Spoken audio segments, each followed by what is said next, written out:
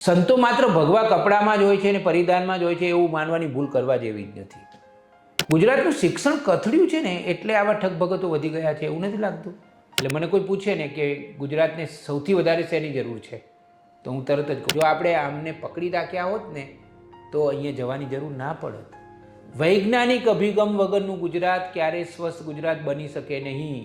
ગુજરાતના લોકો વારંવાર આવા કહેવાતા લોકોથી કેમ છેતરાઈ જાય છે? સાચા ધર્મ તરફ જાઓ અને સાચા ધર્મ તરફ જવું હોય તો વચ્ચે કોઈ જોઈએ એવું જરૂરી નથી. આપણા બધા જ કહેવાતા કથાકારો ને કહેવાતા ધાર્મિક લોકોએ આમ એક ખોટો માહોલ ઊભો કરી દીધો છે ગુજરાતમાં.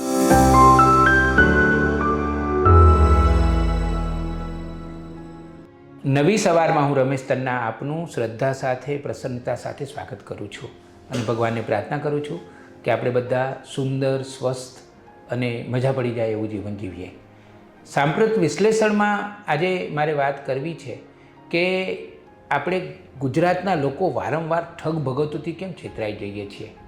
નવી સવારમાં હમણાં અમે એક વિડીયો બનાવ્યો. એક પ્રદીપ ગુરુજી યોગ ગુરુજી જે 12 પાસ છે, એમણે સુરતમાં યોગનો આશ્રમ ખોલ્યો ને અનેક પ્રકારના નાટકો કર્યા અને એમને જોઈને પણ હસવું આવે એવું છે. એમનું જે પરિધાન છે અને મંગળસૂત્ર પહેરવાનું અને જે યોગની મુદ્રાઓ મેં જોઈ એના વિડીયોમાં તો એટલું બધું મને તો હસવું આવતું હતું. મૂળ વાત એ છે, ગંભીર વાત છે કે ગુજરાતના લોકો વારંવાર આવા કહેવાતા લોકોથી કેમ છેતરાઈ જાય છે. વર્ષો પહેલાં મેં એક મેગેઝિનમાં લેખ વાંચેલો. એનું મથાળું એવું હતું કે દિલ ક્યાં ધરવું અને પૈસા ક્યાં ધીરવા, એમાં ગુજરાતીઓ કેમ વારંવાર છેતરાઈ જાય છે. ઘણીવાર કૌભાંડો પણ આવે છે. હવે આપણે વિચાર કરીએ કે એના કારણો શું છે. નવા લોકો આવ્યા જ કરે છે.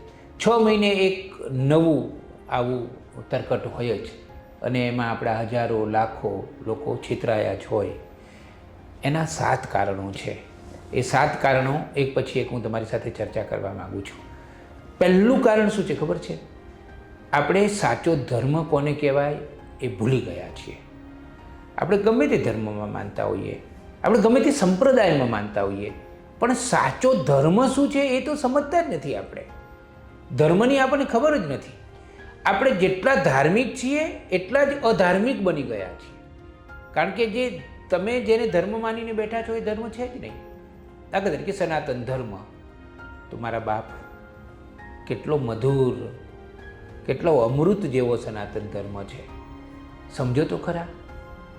વેદો વાંચો, ઉપનિષદો વાંચો, મહાભારત, શ્રીમદ ભગવદ્ ગીતા, એકથી ચડ્યા હતા આપણા મહાન ગ્રંથો, મહાન શાસ્ત્રો. તો આપણે ડાયરેક્ટ એની પાસે ના જઈએ. શું જરૂર છે આવા વચેટિયાઓની, ઠગભગતોની, પાખંડીઓની, દંભીઓની? આપણને જરૂર શું કામ પડે છે? ડાયરેક્ટ કનેક્શન કરો ને. સાચો ધર્મ સાચું જીવન જીવવામાં મદદ કરી શકે એટલું કદી ભૂલવા જેવું નથી. એટલે આ વિડીયો જે લોકો જોવે છે ને એમને બધાને મારી વિનંતી છે કે સાચા ધર્મ તરફ જાઓ, મૂળને પકડો.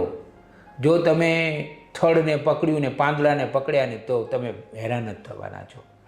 મૂળને જ પકડો.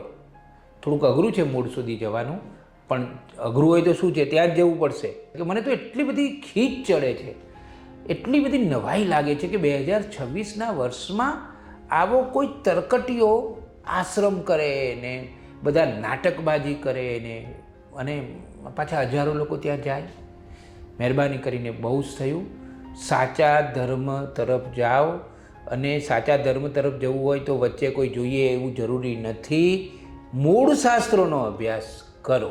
બીજું કારણ એ છે કે ગુજરાતીઓમાં વૈજ્ઞાનિક અભિગમ જ નથી, અથવા તો ઓછો છે. હું તો પોઝિટિવવાળો માણસ છું એટલે નથી એવું શબ્દ તો મારાથી વપરાય જ નહીં. પણ સાયન્ટિફિક એટીટ્યૂડ જોઈએ જીવન જીવવા માટે. એકલી શ્રદ્ધાથી જીવન નથી જીવાતું. શ્રદ્ધા વત્તા બુદ્ધિ બંનેનો સમન્વય કરીને જ જીવન જીવાય છે. એટલે તો ભગવાને બ્રેઇન આપ્યું છે. ભગવાને મગજ શું કામ આપ્યું છે આપણને? વાપરવા માટે, મૂકી રાખવા માટે નહીં. જ્યાં ને ત્યાં શ્રદ્ધા. એકલી શ્રદ્ધા કામ નથી આવતી. અને આપણા બધા જ કહેવાતા કથાકારો ને કહેવાતા ધાર્મિક લોકોએ આમ એક ખોટો માહોલ ઊભો કરી દીધો છે ગુજરાતમાં કે બુદ્ધિ ચલાવવાની જ નહીં, બુદ્ધિ ચલાવાય જ નહીં. બુદ્ધિ ચલાવશો તો શ્રદ્ધા ઓછી પડશે અને તો તમે બરાબર કનેક્ટ નહીં થઈ શકો. અલ્યા ભાઈ, એવું હોતું હશે? આપણા વેદોમાં સ્પષ્ટ કહ્યું છે. હું તમને કહું કે ભગવાનમાં માનવું એટલું પૂરતું નથી, ભગવાનને જાણવા એ પણ જરૂરી છે. અને આપણે ભગવાનને ખાલી માનીને અટકી જઈએ છીએ, જાણતા જ નથી. હું હનુમાનજીમાં માનું છું એવું નહીં, હું હનુમાનજીને જાણું પણ છું. માનવું વત્તા જાણવું એ બંને ભેગા થવા જોઈએ. જાણીને માનો તો જ તમે ભગવાન સુધી પહોંચશો. માત્ર માનશો તો ભગવાન સુધી નથી પહોંચવાના. આપણા વેદો પોકારી પોકારીને આ વાત તો કહે છે કે પહેલાં જાણો, સમજો. આત્મજ્ઞાન તો જ થાય જો તમે સમજો, જાણો. એટલે વૈજ્ઞાનિક અભિગમ તો બહુ જ મહત્ત્વનો છે. બીજી એક વાત પણ તમને કહી દઉં કે આપણે ભગવાનના દર્શન કરવા જઈએ છીએ ને, આ દર્શન શબ્દ છે ને, તમને ખબર છે? દર્શન શાસ્ત્ર છે. ભગવાનના દર્શન કરવા એટલે શું ખબર છે? એ જે પ્રતિમા છે એ પ્રતિમાને જોવી અને રાજી રાજી થઈ જવું અને એમને બે હાથ જોડીને વંદન કરવા, એ નહીં. દર્શન કરવા એટલે દર્શન શાસ્ત્ર, એની ફિલોસોફી સમજવી. આપણે દર્શન જ કરીને અટકી જઈએ છીએ, એનાથી આગળ વધતા નથી. આપણે ભગવાનને માનીને અટકી જઈએ છીએ, એનાથી આગળ વધતા નથી. એટલે આવા ઠગ ભગતો આપણને છેતરી જાય છે. તો એના માટે શું કરવું જોઈએ? વૈજ્ઞાનિક અભિગમ જીવનમાં ઉમેરવાની જરૂર છે. મને ઘણીવાર એવું લાગે કે આપણે ત્યાં, હું કોઈનો વિરોધી નથી, હું કોઈનો વિરોધી નથી, પણ મને એવું કહેવાનું મન થાય કે વિક્રમ સારાભાઈને આપણે કેટલા યાદ કરીએ છીએ. તમને ખબર છે? એક ડૉક્ટર પંકજ જોશી અમદાવાદમાં છે, એ મહાન વૈજ્ઞાનિક છે, બ્લેક હોલ થિયરીના એ જાણકાર છે. હમણાં થોડા સમય પહેલાં વિશ્વની એક શ્રેષ્ઠ યુનિવર્સિટીએ વિશ્વના શ્રેષ્ઠ 2% વૈજ્ઞાનિકોની યાદી બહાર પાડી. કેટલા? માત્ર 2% શ્રેષ્ઠ. તો એમાં આપણા મૂળ ભાવનગરના, અત્યારે અમદાવાદમાં રહેતા ડૉક્ટર પંકજ જોશીનો સમાવેશ કર્યો છે. કેટલાને ખબર છે બોલો? કારણ કે આપણે તો આવા ઠગ ભગતોની, આપણે પંકજ જોશીને ઓળખતા નથી, વિક્રમ સારાભાઈને ભૂલી ગયા છીએ. એટલે એને કારણે જ આપણે આ ઠગ ભગતો સુધી જવું પડે છે. જો આપણે આમને પકડી રાખ્યા હોત ને તો અહીંયા જવાની જરૂર ના પડત. વૈજ્ઞાનિક અભિગમ વગરનું ગુજરાત ક્યારેય સ્વસ્થ ગુજરાત બની શકે નહીં. આપણા હાથમાં મોબાઈલ છે, બરાબર? તો મોબાઈલ શું છે? વિજ્ઞાન છે, ટેકનોલોજી છે, AI છે. મારા નાના 6 મહિનાના છોકરાઓ હવે તો મોબાઈલ ફોન વાપરતા થઈ ગયા છે. પણ આપણી પાસે વિજ્ઞાન છે, ટેકનોલોજી છે, એના ઉપકરણો છે, એની ડિવાઇસીસ છે, પણ એનો ટેમ્પરામેન્ટ નથી. વૈજ્ઞાનિક અભિગમ વગર આપણે જીવન જીવી રહ્યા છીએ. એમાંથી ઝડપથી બહાર આવીએ, અને બહાર આવીશું તો જ આપણે છેતરાતા, લૂંટાતા, ફસાતા બચીશું. એટલે મને કોઈ પૂછે ને કે ગુજરાતને સૌથી વધારે શેની જરૂર છે, તો હું તરત જ કહું વૈજ્ઞાનિક અભિગમની જરૂર છે. ગુજરાતમાં ઠેર ઠેર જે આ ભુવાઓ આમ જબરજસ્ત લોકો ઉપર આક્રમણ કરી રહ્યા છે ને, એ જોઈને મારો તો જીવ કકડી જાય છે. હું કોઈનો વિરોધી નથી, હું વારંવાર ચોખવટ કરું છું. હું પોતે સનાતન ધર્મમાં ખૂબ માનું છું. નવી સવારનું મારું કાર્યાલય છે ને, એમાં કોકવાર આવજો. રામલલ્લાનો મોટો ફોટો મેં રાખ્યો છે, કારણ કે હું પોતે અત્યંત આસ્તિક છું, પણ વૈજ્ઞાનિક અભિગમ સાથેનો આસ્તિક છું.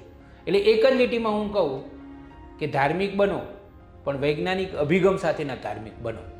સાંપ્રદાયિક તો બનશો જ નહીં, ધાર્મિક બનો, આધ્યાત્મિક બનો, અને જીવનમાં વૈજ્ઞાનિક અભિગમ ઉમેરો. અને ખાસ કરીને તમારા બાળકોમાં વૈજ્ઞાનિક અભિગમનો ઉમેરો ચોક્કસ કરો. આપણે કેમ છેતરાઈએ છીએ એનું ત્રીજું કારણ હવે કહું. આપણે સંકુચિત બહુ થઈ ગયા છીએ, અને સંકુચિતતા છે ને એ સાચા જીવનથી દૂર જ હોય છે અને માણસને દૂર જ લઈ જાય. સાંપ્રદાયિક વાળાઓ વધી ગયા છે. સ્વામિનારાયણ સંપ્રદાય, તો એમાંય 5, 10, 15 ફિરકાઓ, અને દરેકના જુદા જુદા. અને એક ફિરકાવાળો બીજા ફિરકાવાળાની વાત કરતો હોય ને ત્યારે આમ જાણે કે કટ્ટર હોય ને એવી રીતે વાત કરે. બાપરે બાપ. એવી જ રીતે વૈષ્ણવો વાત કરતા હોય તો આના વિરોધી, જૈનો વાત કરતા હોય તો આના વિરોધી બાપરે બાપ, આમાંથી આપણે બહાર આવવાની જરૂર છે. અને કોઈનો વિરોધ કરવાની જરૂર નથી. સાચો ધર્મ કોઈનો વિરોધ કરવાનું કહેતો નથી. કોઈ સંપ્રદાયનો તો નહીં, પણ કોઈ ધર્મનોય નહીં. કોઈ ધર્મ, બધા ધર્મ પોતપોતાની રીતે મહાન છે. મર્યાદાઓ હોય લોકોની, ધર્મની, એ વસ્તુ નહીં. પણ આપણે સંકુચિતતા છે ને એ એક જાતનું ઝેર છે. સંકુચિતતા છે ને એ માણસને નીચે લઈ જાય છે. અને આપણે આ સંકુચિતતાને છોડવી પડશે તાત્કાલિક. ગુજરાતી કોઈ દિવસ સંકુચિત હોય જ નહીં. ગુજરાતી અને સંકુચિતતા એ બંને એકબીજાના વિરોધી શબ્દ છે એવું હું માનું છું. કારણ કે એટલે તો ગુજરાતીઓ 129 દેશોમાં ગયા છે. અને આ જે ઉદારતા અને વિશાળતા છે ને ગુજરાતીના હૃદયની, એ દરિયાએ આપી છે. દરિયાલાલે ગુજરાતીને દીક્ષા આપી છે અને એને કારણે એ આટલો બધો ઉદાર છે, વિશાળ છે. પણ ગુજરાતીઓ ધીમે ધીમે સંકુચિત થઈ રહ્યા છે. એ અસહિષ્ણુતા વધી રહી છે ગુજરાતીઓમાં. એમાંથી ગુજરાતીઓએ બહાર આવવાની જરૂર છે. અને એના માટે બીજું કશું જ કરવાની જરૂર નથી. એક વૈજ્ઞાનિક અભિગમ સાથેનું જીવન જીવવાની જરૂર છે. ચોથું કારણ છે, આપણે આત્મવિશ્વાસ ગુમાવી દીધો છે. પત્રકાર તરીકે હું ઠેર ઠેર ફરું છું, લોકોને મળું છું, એમની સાથે વાતો કરું છું, ત્યારે મને લાગે છે કે કેમ આપણે આત્મવિશ્વાસ વગરના થઈ ગયા છીએ. કારણ કે આપણે વધારે પડતા ભગવાન આધારિત થઈ ગયા છે. દોડી દોડીને ભગવાન પાસે જવાનું અને ભગવાનને કહેવાનું અમારી રક્ષા કરો, અમારું આ કામ કરો, અમારું તે કામ કરો. અલ્યા, તમારું કામ તમારે જ કરવાનું છે. મારું કામ હું કરું? ભગવાન તો પ્રેરણા આપે ને ઉર્જા આપે. એ કંઈ ભગવાન કંઈ આપણો નોકર થોડો છે કે આપણા બધા કામ કરી આપે. આપણે કંઈ એને આપણે કામ બંધાવેલા છે ભગવાન જોડે. એ ભગવાન મારું આટલું કામ કરી આપો ને, એ ભગવાન મારું આટલું કામ કરી આપો ને. આત્મવિશ્વાસ ગુમાવી બેઠા છીએ આપણે. અને સંપ્રદાયોએ અને કહેવાતા ધર્મના લોકોએ ગુજરાતીને આત્મવિશ્વાસ વગરનો કરી દીધો છે. એને દોડી દોડીને મંદિરોમાં જવું પડે છે ને એને દોડી દોડીને માગવા જવું પડે છે. આવું ના ચાલે. આત્મવિશ્વાસ અને આત્મસન્માન, એના વગર તો માણસ જીવી જ ના શકે. અને સાચો ધર્મ છે ને એ માણસનો આત્મવિશ્વાસ વધારે, ઘટાડે નહીં. એનું તો આત્મસન્માન વધવું જોઈએ સાચા ધર્મને કારણે. તો એટલે આપણે આત્મસન્માન પ્રસ્થાપિત કરવાની જરૂર છે. આપણે શું વારંવાર પગે લાગ કરીએ છીએ? શું છે આ બધું? વારંવાર પગે લાગ કરવાનું. માતા પિતાને પગે લાગીએ, પરમ કૃપાળુ પરમાત્માને પગે લાગીએ, વડીલોને પગે લાગીએ. તમને નવાઈ લાગશે, હું તો પોઝિટિવ સ્ટોરીઝ લખું છું ને, તો સાચા શ્રમજીવીઓને પગે લાગું છું. એકવાર એક રિક્ષાવાળાનું એક એટલું અદ્ભુત પોઝિટિવ સ્ટોરીમાં વાંચી લેજો એ તમે. પણ તમને નવાઈ લાગશે કે એની ઉમદા ભાવના જોઈને હું એ ઓટો રિક્ષાવાળાને પગે એના ચરણ સ્પર્શ કરેલા. બોલો, નાના માણસોમાં સંતો હોય છે. સંતો માત્ર ભગવા કપડામાં જ હોય છે અને પરિધાનમાં જ હોય છે એવું માનવાની ભૂલ કરવા જેવી જ નથી. સંતો બધે જ હોય છે. સંતોની ચેતના, સાચા મહંતની ચેતના, ભગવાનની ચેતના, પરમાત્માની ચેતના પ્રસ્થાપિત જ છે. પૂજ્ય મોટાની એક વાત મને યાદ આવે છે કે પૂજ્ય મોટાએ એકવાર કેવી સરસ વાત કરી હતી કે આપણે એવું કહીએ છીએ ને કે યુગે યુગે ભગવાન અવતરે. પછી એમણે સમજાવ્યું કે યુગે યુગે નહીં, પ્રત્યેક ક્ષણે પરમાત્મા અને મહાન આત્માઓની ચેતના પ્રસ્થાપિત થતી જ હોય છે. એને ઝીલતા આવડવી જોઈએ આપણને. પૂજ્ય મોટાએ કહ્યું છે. પૂજ્ય મોટા બહુ સાચા સંત હતા. મારે સમાજને બેઠો કરવો છે. વસિયતનામામાં શું લખીને ગયેલા ખબર છે? કે કોઈ ઈંટ ચૂનાનું સ્મારક મારું ન બનાવતા નિશાળના ઓરડાઓ બનાવજો. એમણે પહેલો આપણો જે એન્સાયક્લોપીડિયા છે ને, વિશ્વકોશ, એ પૂજ્ય મોટાએ શરૂ કરાવેલો. તો આવા મહાન સાચા સંતો ગુજરાતને મળેલા છે, એનો અભ્યાસ કરીએ. અને અનુયાયી બનવું હોય તો એમની ચેતનાના અનુયાયી બનીએ. પાંચમું કારણ છે શિક્ષણ. શિક્ષણ તકવાદી થઈ ગયું છે. શિક્ષણ એકદમ સંકુચિત થઈ ગયું છે, છીછરું થઈ ગયું છે. જે શિક્ષિત વ્યક્તિ હોય ને એ સ્વસ્થ વ્યક્તિ હોય. શિક્ષિત વ્યક્તિ હોય ને એ કોઈ દિવસ છળકપટમાં આવે જ નહીં. એટલે સાચા શિક્ષણ તરફ જવાની જરૂર છે ગુજરાતે. કોઈ તમને એવું કહે કે ભાઈ તમારી દવા હું કરી આપીશ, તમારા પ્રશ્નો હું મટાડી દઈશ. એટલે મારો પ્રશ્ન હું જ મટાડું. મારો પ્રશ્ન બીજા કોઈ કેવી રીતે મટાડી શકે? એની પાસે અધિકૃત ડિગ્રી છે, સમજ છે.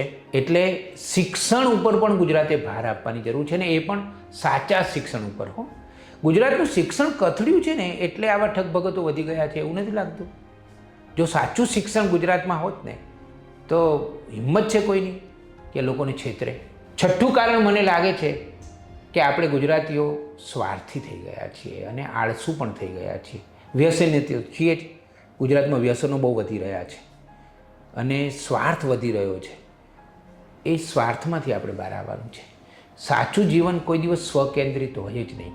આપણે સ્વાર્થી બની ગયા છીએ ને એટલે આ બધા શોર્ટકટ શોધી રહ્યા છીએ કે હું આની પાસે જવું ને હું તેની પાસે જવું ને, અને પછી ફાંફા મારીએ છીએ. આપણે આ બધા ફાંફા જ મારીએ છીએ. આપણા પ્રશ્નોનો ઉકેલ આપણી પાસે જ છે.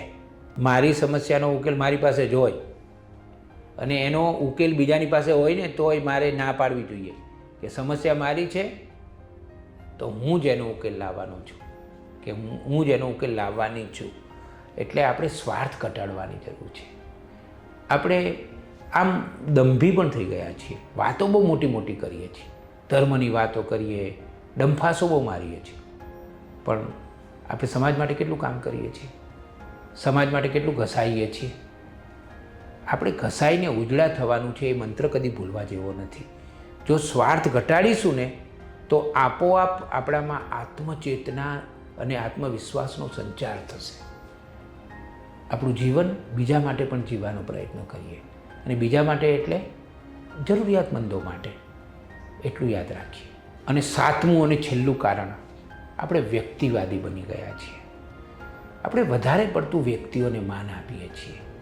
કોઈ પણ વ્યક્તિ હોય, એ ગુરુ હોય, કથાકાર હોય, સંત હોય, વિચારને મહત્ત્વ આપો. વિચારને તમારે આદર કરવો છે, સન્માન કરવું છે, તમારે સમર્પિત થઈ જવું છે તો વિચારને. તમે આપણા ભારતીય શાસ્ત્રો જુઓ, એમાં હંમેશા વિચારને જ કેન્દ્રમાં રાખવામાં આવ્યું છે. એટલે તમે જુઓ કે સનાતન ધર્મ કેટલો મહાન ધર્મ છે, એનો કોઈ સ્થાપક જ નથી. બોલો, આ કેટલી અજબ વાત છે. કોઈ એક વ્યક્તિએ સનાતન ધર્મની સ્થાપના જ નથી કરી. એ વસ્તુ જ બતાવે છે કે આપણે વ્યક્તિવાદી નથી બનવાનું. આપણે વ્યક્તિવાદી ન બનીએ. કોઈ પણ માણસ છેવટે માટીનો માણસ, એ તો માટીનો માણસ જ હોય છે.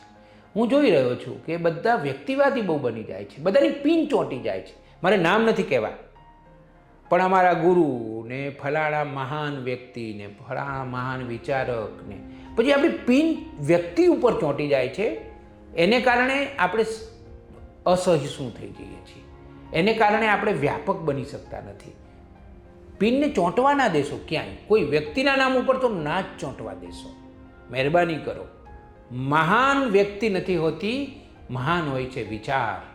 વ્યક્તિઓ તો આવે ને જાય, આવે ને જાય, પણ આપણે મહાન બનવું હશે, સ્વસ્થ બનવું હશે તો વિચારને પકડી રાખવાનો છે. અને વિચાર આપણા શાસ્ત્રોમાં છે, વિચાર આપણી વિરાસતમાં છે, વિચાર આપણો વારસો છે. અને હંમેશા મોટું વિચારો. આપણો સનાતન ધર્મ શું કહે છે આપણને? કોઈ પણ ધર્મ, હું સનાતન ધર્મમાં માનું છું એટલે હું સનાતન ધર્મ બોલું છું. તમે ખ્રિસ્તી છો, તમે મુસ્લિમ છો, કે તમે જૈન છો, કે જે હોય તે, બધા જ ધર્મો છેવટે તો મહાનતાની અને અખિલાઈની જ વાત કરે છે. હંમેશા ટોટાલિટીમાં જ આપણે જીવન જીવવું જોઈએ. ગ્લોબલ, અત્યારે આખી દુનિયા છે ને આમ આવડી નાનકડા ગામડા જેવી થઈ ગઈ છે. એક બાજુ ટેકનોલોજીએ દુનિયાને નાનકડા ગામડા જેવી બનાવી દીધી છે, અને બીજી બાજુ સંકુચિતતાએ આપણને એક ખાબોચિયામાં બંધ કરી દીધા છે, એક પાંજરામાં પૂરી દીધા છે. એક સાથે બે વસ્તુ થઈ રહી છે. ખરેખર તો આપણે ગ્લોબલ બનવાનું, વિચારધારાથી મનનું ખુલ્લાપણું વધવું જોઈએ. અને મનનું ખુલ્લાપણું વધે ને તો જ આપણે ન છેતરાઈએ. મિત્રો, છેલ્લે હું એટલું જ કહેવા માગું છું કે આપણે બધાએ સ્વસ્થ જીવન જીવવાનું છે. ભગવાને આપણે કેટલું એક સરસ શરીર આપ્યું છે અને એક જીવન આપ્યું છે. એ જીવનને વેડફી નથી નાખવાનું. આપણે આંટો મારવા આવ્યા છીએ. 70 વર્ષ 80 વર્ષ કે આ પૃથ્વી ઉપર ભગવાને આપણને આંટો મારવા નથી મોકલ્યા. આપણને એક સુંદર અને સ્વસ્થ જીવન જીવવા માટે મોકલ્યા છે. એટલે એ જીવન જીવવાની કેટલીક શરતો છે, સાવ સરળ શરતો છે. બધું ગુંજવી નાખવાની જરૂર નથી. એકદમ સરસ સ્વસ્થ જીવન જીવીએ અને આપણા પ્રશ્નોનો ઉકેલ આપણે જ લાવવાનો પ્રયત્ન કરીએ. આપણો આત્મવિશ્વાસ ક્યારેય ન ગુમાવીએ.